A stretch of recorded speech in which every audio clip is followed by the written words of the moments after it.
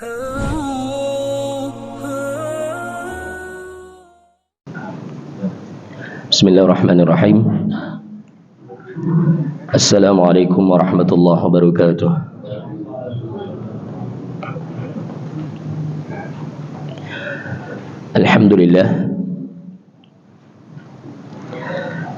Alhamdulillahilladzi arsala rasulahu bil huda wa dinil haqq liyudhhirahu 'alad dini kullih. Wa kafaa billahi shahida. Wa asyhadu an la ilaha illallah wahdahu la syarika lah iqraran bihi wa tauhida. Wa asyhadu anna Muhammadan 'abduhu wa rasuluh sallallahu alaihi wa ala alihi wa sahbihi wa sallama tasliman mazida. Ya ayyuhalladzina amanu taqullaha wa qulu qawlan sadida yuslih lakum a'malakum wa yaghfir lakum dhunubakum wa man yuti'illaha wa rasulahu faqad faza fawzan 'azima. Amma ba'd. Ma'asyiral muslimin wal muslimat rahimani wa rahmukumullah. Alhamdulillah,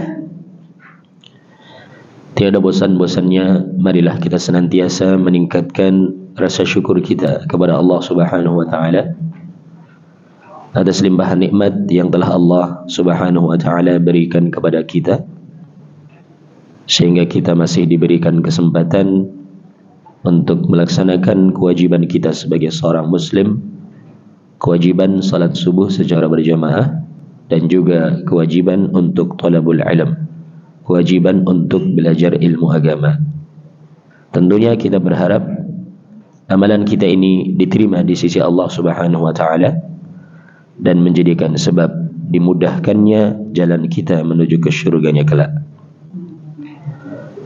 Ma'asyiral muslimin wal muslimat rahimani wa rahmakumullah. Kita lanjutkan kembali kajian kita dari membaca kitab Ad-Da'u wad-Dawa karya Imam Ibnul Qayyim Al-Jauziyah rahimahullahu ta'ala.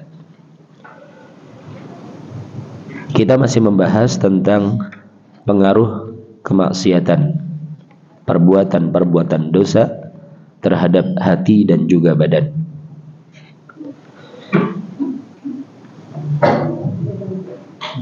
Pengaruh yang ke-11, wa minha wa huwa man akhwafiha 'ala al-'abdi annaha tad'afu al-qalba 'an iradatihi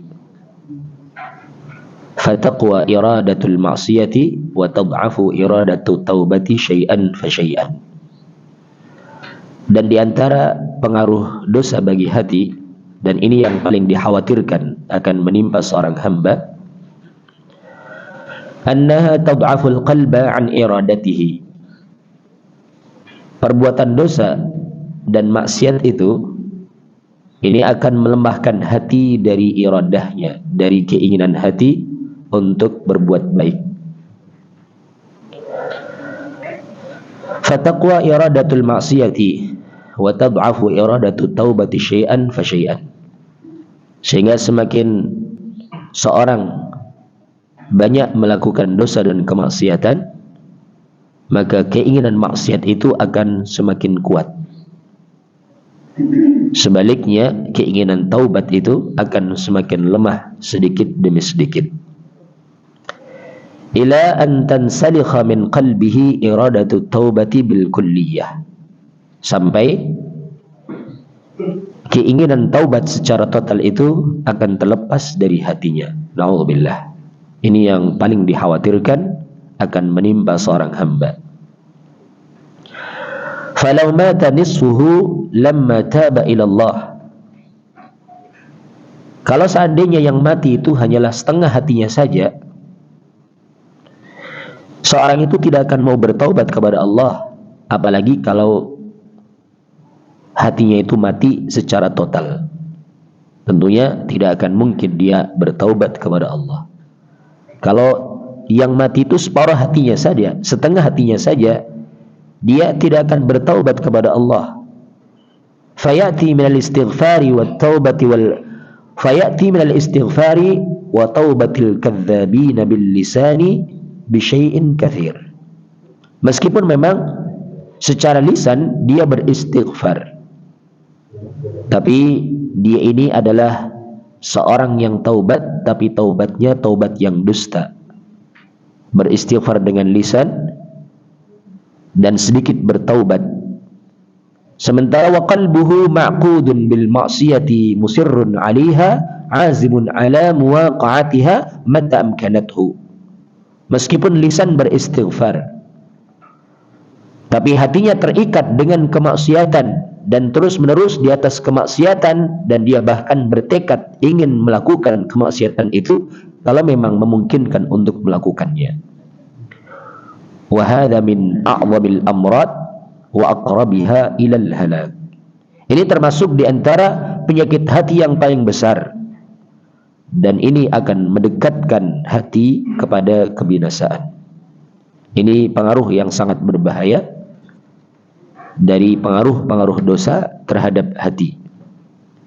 Jadi akan melemahkan hati dari keinginan taubat, keinginan berbuat baik.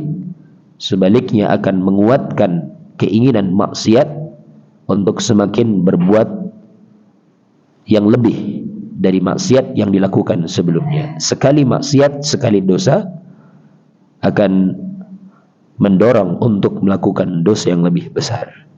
Na'udzubillah. Ini diantara pengaruh dosa maksiat bagi hati. Kemudian selanjutnya yang ke-12, wa minha annahu yansalikhu minal qalbi istiqbahuha fatasiru lahu 'adatan fala yastaqbihu min nafsihi ru'yatan nasi lahu wala kalamahum fihi. Di antara pengaruh dosa dan maksiat bagi hati, yakni dengan dosa dan maksiat maka akan terlepas dari hati anggapan buruk dari perbuatan dosa itu, sehingga jadilah perbuatan dosa itu, maksiat itu sebagai kebiasaan baginya, sudah dinormalisasi, sudah dianggap biasa-biasa saja. Meskipun dia berbuat dosa, hati sudah tidak mengingkarinya. Ini yang sangat berbahaya. Tidak menganggap itu sebagai perbuatan qabih, tidak menganggap dosa itu sebagai perbuatan yang jelek, yang busuk, yang buruk. Falyastaqbihu min nafsihi ru'yatan nasi lahu wala kalamahum fih. Sehingga penglihatan manusia ketika dia melakukan perbuatan dosa sudah tidak dianggap jelek lagi. Demikian pula ucapan mereka tentang perbuatan dosa ini sudah tidak dianggap lagi, sudah tidak dianggap buruk lagi. Wa hadza 'inda arbabil fusuq huwa ghayatut tahammuki ghayatut tahattuki wa tamamul ladzati. Dan hal ini oleh para pelaku kefasikan ini merupakan puncak dari kejelekan dan sempurnanya kelezatan yang dia rasakan. Justru semakin berbuat dosa, dia akan semakin merasakan kelezatan dari dosa itu. Ini puncaknya adalah sampai seperti itu. Semakin berbuat maksiat, dia bahkan semakin merasakan lezat dengan kemaksiatan itu. Hatta yaftakhira ahaduhum bil maksiyah, sampai salah seorang di antara mereka bahkan berbangga dengan kemaksiatannya. Wa yuhadditsu biha man la ya'lam annahu 'amilaha. Bahkan dia akan menceritakan maksiat yang dilakukan itu kepada orang yang tidak mengetahui bahwasanya dia telah melakukan kemaksiatan itu, telah melakukan perbuatan dosa itu. Fayaqul, sampai-sampai dia mengatakan, ya fulan amiltu kadza wa kadza, wahai fulan, aku telah melakukan perbuatan dosa ini dan dosa itu, aku telah melakukan maksiat ini dan maksiat itu. Bahkan dia tidak malu untuk menceritakan perbuatan dosanya, tidak malu untuk menceritakan kemaksiatannya. Na'udzubillah. Orang yang seperti ini, orang yang terancam tidak mendapatkan ampunan dari Allah, tidak dimaafkan dosa-dosanya oleh Allah. Ketika seorang terang-terangan dalam berbuat maksiat, bahkan bangga dengannya, menceritakan kemaksiatannya itu. Na'udzubillah. Kama qala Nabi sallallahu alaihi wasallam, sebagaimana Nabi sallallahu alaihi wasallam bersabda, kullu ummati mu'afan illa al-mujahirin. Setiap umatku, mereka berhak untuk mendapatkan maaf.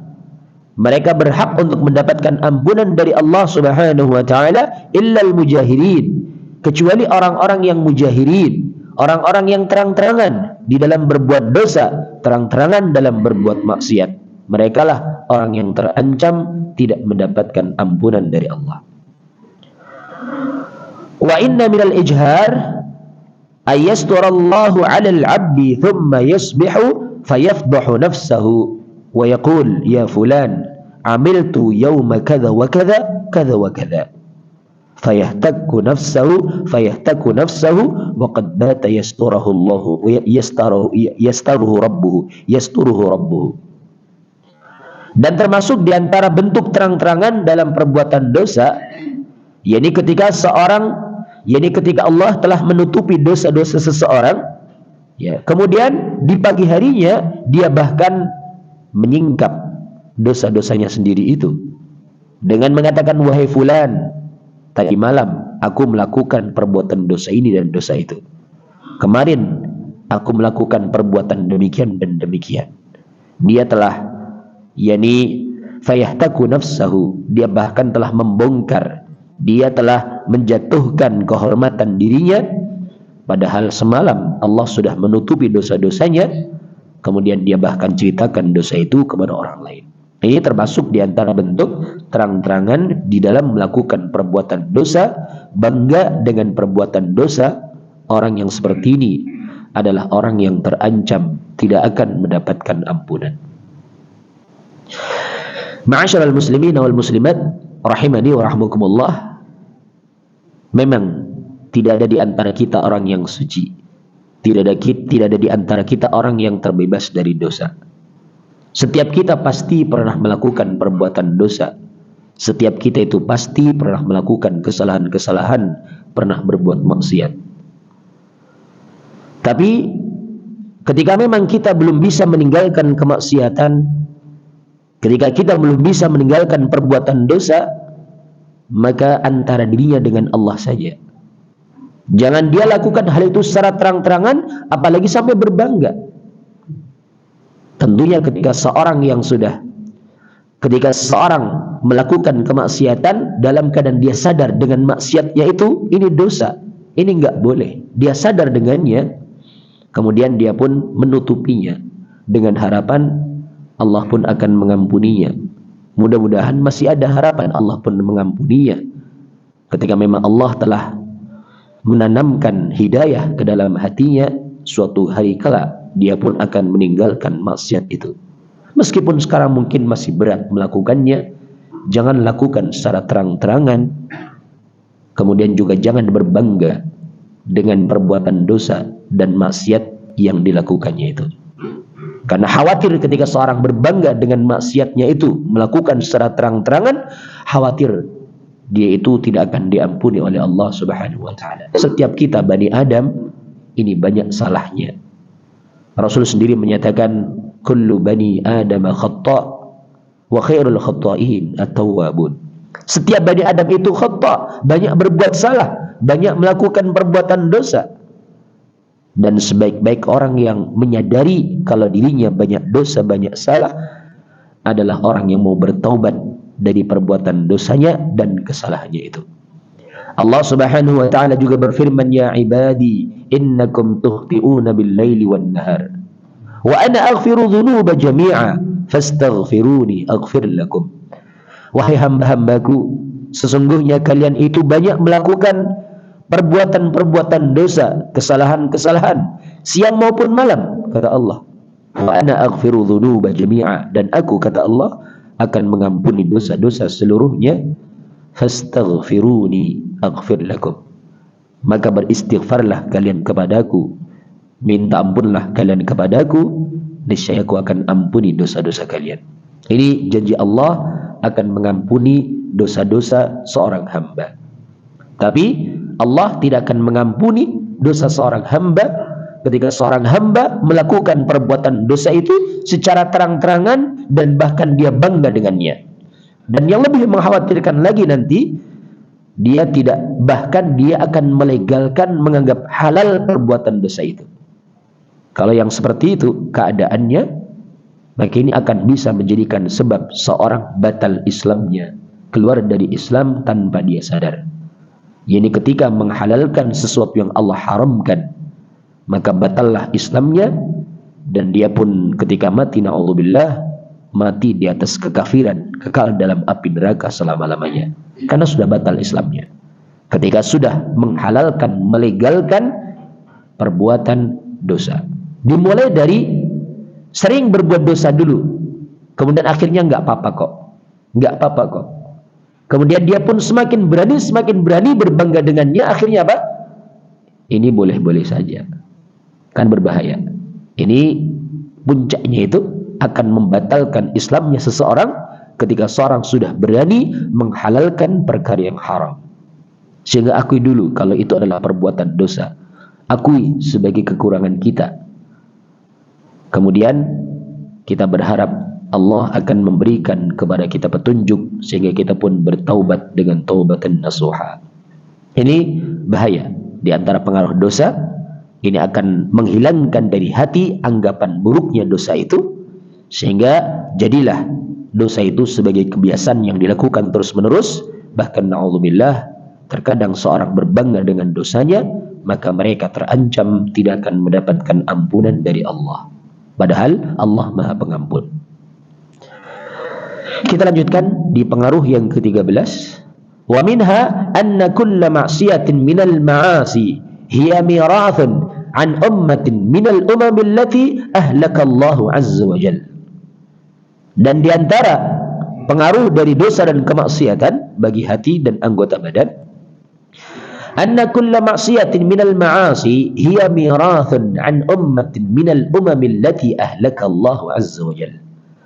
Bahwasanya maksiat, satu kemaksiatan dari kemaksiatan yang ada, adalah merupakan warisan dari umat-umat yang sebelumnya, yang mana Allah telah membinasakan mereka. Allah azza wa jalla membinasakan mereka dengan sebab maksiat dan perbuatan dosa tersebut. Semisal contoh, falliwatiyatu mirathun an qaumi Lut. Perbuatan liwat, yakni lewat belakang, disebut dengan liwat, ataukah sering diistilahkan dengan apa? Sodomi. Ya. Na'udzubillah, ini adalah merupakan warisan dari kaumnya Nabi Lut, kaum negeri Sadum, yang Allah binasakan mereka dengan cara yang sangat mengerikan.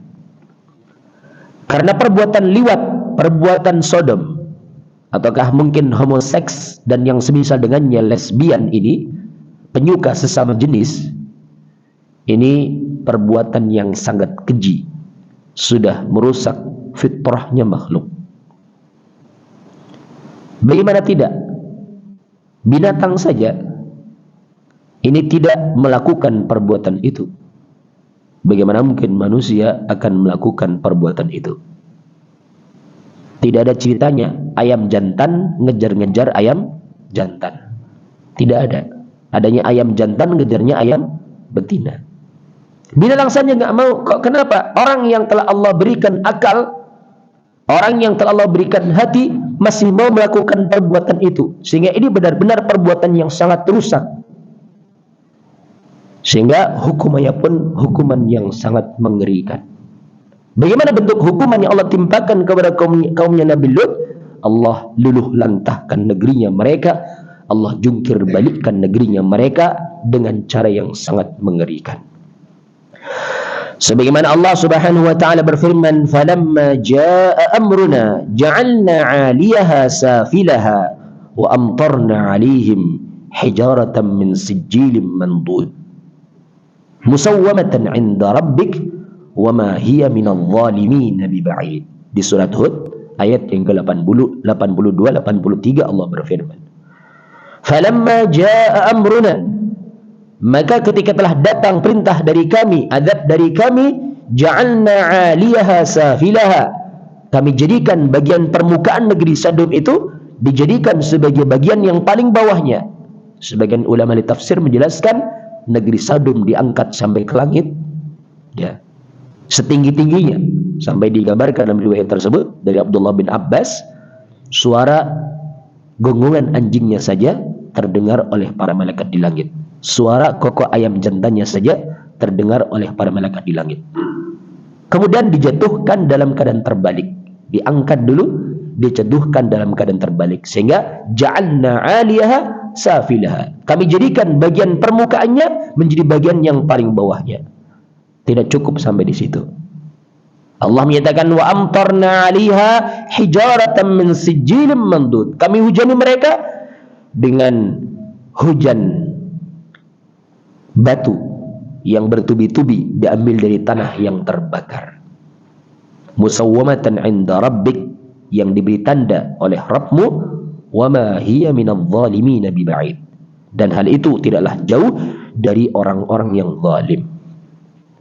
Perbuatan liwat, perbuatan yang sangat-sangat diharamkan dalam agama kita. Bahkan keharamannya liwat, hubungan sesama jenis, lebih haram daripada hukuman, yakni lebih haram daripada perzinaan. Hukumnya pun lebih berat daripada hukum perzinaan. Kalau zina ini masih dibedakan antara yang muhsan dan yang ghairu muhsan, antara yang sudah menikah dengan yang belum menikah. Yang belum menikah ini hukumannya masih ringan, dicambuk 100 kali, diasingkan selama 1 tahun. Ini bagi pelaku zina yang belum menikah, yang ghairu muhsan. Adapun yang sudah menikah baru nanti dirajam sampai mati. Tapi kalau perbuatan liwat nggak peduli nikah ataukah belum nikah, fa'il maupun maf'ul, yang melakukan maupun yang menjadi sasaran, selama dia ridha, ini hukumnya sama-sama hukum mati. Para ulama sepakat hukum bagi pelaku liwat ini hukumnya hukum mati. Cuman mereka berbeda pendapat bagaimana cara mengeksekusinya. Karena saking beratnya hukum ini, saking beratnya perbuatan dosa ini, hukumnya sepakat ulama hukum mati. Cuman mereka itu berbeda pendapat bagaimana cara mengeksekusinya. Ada yang berpendapat dirajam sebagaimana pelaku zina muhsan, dirajam, dilempari batu sampai mati. Ada yang berpendapat hukumnya itu adalah dilemparkan dari tempat yang paling tinggi yang ada di negeri tersebut. Ya. Katakan mungkin di kota Solo yang paling tingginya adalah di Hotel Alila ya. Bawa ke atas puncaknya, lantai rooftopnya dia dilemparkan dari situ. Ada yang berpendapat dilemparkan dari tempat yang paling tinggi negeri itu. Ada yang berpendapat hukumnya itu dibakar. Kemudian ada yang mengumpulkan di antara pendapat-pendapat tadi, hukumnya itu dilemparkan dari tempat yang tinggi, setelah jatuh dilempari batu, setelah mati dibakar. Karena ini berdasarkan firman Allah tadi. Dikatakan diangkat negeri Sadum itu, sehingga sebagian mereka menganggap hukumannya itu dilemparkan dari tempat yang paling tinggi, ataukah mungkin diajak naik helikopter dulu ya, di atasnya dilemparkan dengan tanpa parasut. Sampai seperti itu. Maksudnya saking beratnya perbuatan liwat sampai ada yang berpendapat seperti itu. Ya. Kemudian istimbat para ulama, dirajam, dilempari batu itu dengan wa amtarna 'alaiha hijaratan min sijil mandud. Adapun istimbat para ulama yang menyatakan dibakar karena Allah juga menghukum kaumnya Nabi Lut itu dengan sijilin mandud, yakni dengan batu diambil dari tanah yang terbakar, batu yang panas sehingga membakar mereka. Seperti itu. Ini karena saking beratnya perbuatan liwat. Sehingga ini warisan dari kaumnya Nabi Lut. Sehingga jangan sampai ya kaum muslimin ada yang melakukan perbuatan yang sangat Allah murkai tersebut. Naudzubillah. Sehingga karena ini perbuatan dosa yang sangat besar, bahkan lebih besar daripada zina, menuduhnya pun tidak sembarangan. Tidak boleh seorang asal tuduh telah melakukan liwat. Kalau tidak boleh menuduh seorang melakukan zina, maka lebih berat lagi menuduh orang melakukan liwat. Kalau menuduh perzinaan dengan tanpa adanya 4 orang saksi, nanti ada hukum namanya hukum qadzaf ya. Menuduh orang dengan tanpa saksi ini dicambuk 80 kali. Tentunya menuduh liwat juga sama, bahkan lebih berat daripada menuduh zina. Sehingga ini bukan perkara yang sembarangan ini, perkara yang berat ini. Perbuatan liwat adalah perbuatan yang berat. Menuduh orang melakukan liwat tanpa adanya saksi, tanpa adanya bukti, ini juga perbuatan yang berat. Sehingga jangan bermudah-mudahan di dalam menuduh orang lain dengan tuduhan zina ataukah tuduhan liwat tadi tanpa adanya saksi dan bukti. Ini perkara yang berat. Kita lanjutkan. Wa akhdhul haqqi bizzaidi wa daf'uhu bin naqisi mirathun an qaumi Syuaib. Adapun mengambil hak yang lebih tapi memberikan hak tersebut dengan kurang, yakni berbuat curang ya. Di dalam berdagang salah satu contohnya ketika kulaan minta untuk dilebihkan timbangannya, takarannya. Tapi ketika menjual dia kurangi takarannya. Yang harusnya 1 kilo dia kurangi jadi mungkin 9,5 ons. Ini kan kecurangan. Padahal ketika dia beli, ketika dia kulaan minta dilebihkan timbangannya, takarannya, tapi ketika dia menjual bahkan dia kurangi takarannya, ini adalah warisan dari kaumnya Nabi Syuaib. Nabi Syuaib, yakni penduduk negeri Madian. Ya, penduduk negeri Madian, Allah mengutus seorang nabi yang bernama Nabi Syuaib kepada mereka. Nabi Syuaib mengingatkan kepada penduduk negeri Madian sebagaimana apa yang Allah firmankan dalam Al-Qur'an surat Hud ayat yang ke-84 dan seterusnya di sini, di mana Nabi Syuaib mengatakan, ya qaumi ibudullaha ma lakum min ilahin ghairuh wa la tanqusul mikyala wal mizan inni arakum bi khairin wa inni akhafu alaikum adzab yaumin muhit.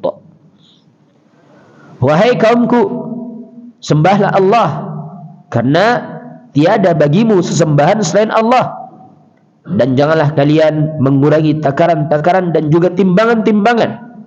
Sesungguhnya aku melihat kalian dalam keadaan baik, makmur negerinya, dan aku khawatir kalian akan tertimpa oleh azab pada hari yang membinasakan.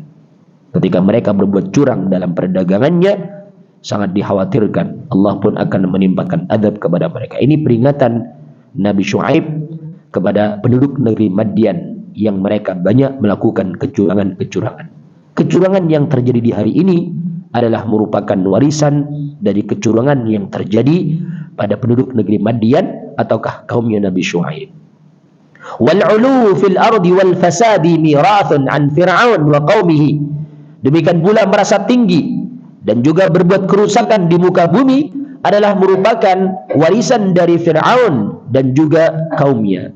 Wa fir'auna dzil autad alladzina taghaw fil bilad fa aktharu fiha al fasad fasabba 'alaihim rabbuka sawta 'adzab.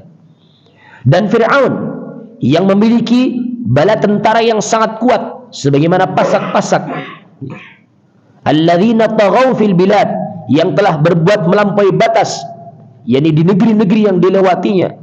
Fa'aktsaru fiha al-fasad, mereka pun banyak melakukan kerusakan-kerusakan di muka bumi. Maka Allah menyatakan fasabba 'alaihim sawtu 'adzab. Fasabba, yakni Allah pun menimpakan kepada mereka cemeti azab. Ini warisan dari Fir'aun dan kaumnya adalah merasa tinggi dan juga berbuat kerusakan di muka bumi.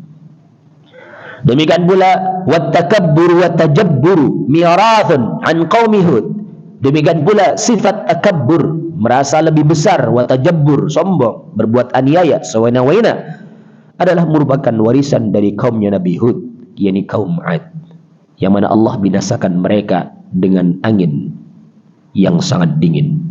Wa amma 'adun fa uhliku bi rihin sarsarin 'atiyah سخرها عليهم 7 ليال و8 أيام حسوما فترى القوم فيها صرعى كأنهم أعجاز نخل خاوية. Adapun kaum 'Ad, yakni kaumnya Nabi Hud, fa uhliku bi rihin sarsarin 'atiyah, maka mereka dibinasakan dengan angin yang sangat dingin yang datang terus-menerus berhembus kepada mereka. Sab'a layalin wa thamaniyata ayyamin husuma, terus berhembus kepada mereka selama 7 malam dan 8 hari, terus-menerus tanpa hentinya. Fataral qauma fiha sar'a, engkau melihat kaum tersebut pun mati bergelimpangan. Ka'annahum a'jazu nakhlin khawiyah, seakan-akan mereka itu tunggul-tunggul kurma yang sudah lapuk. Padahal mereka kaum yang sangat kuat, bahkan gunung pun mereka pahat untuk dijadikan sebagai tempat tinggal bagi mereka. Tapi Allah hanya mengirimkan angin yang berhembus, angin yang sangat dingin, membinasakan mereka seluruhnya. Bukan angin ribut, bukan. Angin yang sangat dingin, yang sangat lembut berhembus, sangat dinginnya sampai menusuk tulangnya mereka, mati bergelimpangan mereka di rumah-rumah mereka. Ini akibat dari perbuatan dosa, akibat dari kemaksiatan, kesombongan. Fal'asi labisun thiyaba ba'di hadhil ummah wa hum a'da'ullah. Maka pelaku kemaksiatan, mereka itu mengenakan pakaian sebagian dari umat-umat ini. Ketika mereka melakukan perbuatan liwat, mereka telah mewarisi kaumnya Nabi Lut. Ketika mereka berbuat curang dalam perdagangan, mereka telah mewarisi penduduk negeri Madian, kaumnya Nabi Syuaib. Ketika mereka berbuat sombong, berbuat kerusakan di muka bumi, mereka telah mewarisi Fir'aun dan bala tentaranya. Ketika mereka sombong, merasa besar, merasa paling kuat, mereka telah mewarisi perbuatan dosanya kaumnya Nabi Hud, yang mereka itu semuanya adalah musuh-musuh Allah. Allah pun binasakan mereka dengan berbagai macam hukuman. Apakah kita menginginkan hukuman sebagaimana hukuman yang Allah timpakan kepada mereka? Tentunya tidak. Sehingga jangan kita melakukan kemaksiatan sebagaimana mereka melakukan kemaksiatan kepada Allah. Ini beberapa hal yang terkait dengan bahaya dosa dan maksiat bagi hati dan bagi anggota badan. Satu lagi, wa minha anna al-ma'siyata sababun li hawanil 'abdi 'ala rabbih wa suqutihi min 'ainihi. Dan juga di antara pengaruh maksiat ataukah akibat maksiat dan juga perbuatan dosa, annal ma'siyata sababun li hawanil 'abdi 'ala rabbih wa suqutihi min 'ainihi. Bahwasanya maksiat itu menyebabkan kehinaan seseorang hamba di hadapan Rabbnya, di hadapan Allah Subhanahu wa ta'ala, dan jatuhnya dia dari pandangan Allah. Sebagaimana Imam Hasan al-Basri rahimahullahu ta'ala mengatakan, hanu alaihi fa'asawhu walau azzu alaihi la'asamahum wa idha hana al-'abdu 'ala Allahi lam yukrimhu ahadun. Kama qala Allah Ta'ala, wa may yuhinillahu fama lahu min mukrim. Wa in 'azzamahumun nas fi adh-dhahiri lihajatihim ilaihim aw khawfan min syarrihim fahum fi qulubihim ahqaru syai'in wa ahwanuhu. Al-Imam Hasan al-Basri rahimahullahu ta'ala mengatakan, mereka menjadi hina di hadapannya, di hadapan Allah, sehingga mereka pun bermaksiat kepada Allah. Seandainya mereka mulia di sisinya, tentu Allah akan menjaga mereka dari kemaksiatan. Dan apabila seorang hamba telah dihinakan oleh Allah, maka tiada seorang pun yang dapat memuliakannya. Sebagaimana Allah Subhanahu wa ta'ala berfirman, wa may yuhinillahu fama lahu min mukrim.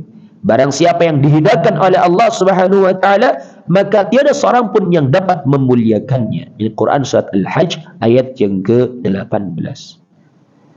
Wa in 'azzamahumun nas fil zahiri. Meskipun manusia mengagungkan mereka secara zahir, karena lihajatihim ilaihim, karena mereka sedang butuh. Mereka butuh kepada pelaku maksiat tadi. Au khafan min syarrihim, ataukah mereka mungkin mengagungkan, memuliakan hanya karena takut dengan kejelekannya mereka, takut dengan kejahatannya mereka. Fahum fi qulubihim ahqaru syai'in wa ahwanuhu. Sementara mereka pelaku maksiat itu di hati manusia adalah orang yang paling hina, yang paling rendah. Meskipun mungkin secara zahir orang itu takut dengannya, tapi takutnya karena mungkin ada hajat dengannya, ataukah takut dengan kejahatannya. Tapi di hati mereka, orang ini tadi, pelaku maksiat tadi ini, benar-benar rendah dan hina. Ini beberapa pengaruh dosa dan maksiat bagi hati dan bagi anggota badan. Insya Allah untuk poin-poin yang lainnya dari pembahasan kitab Ad-Da'u wad-Dawa, insya Allah akan kita lanjutkan di pertemuan yang akan datang. Wallahu ta'ala a'la wa a'lam.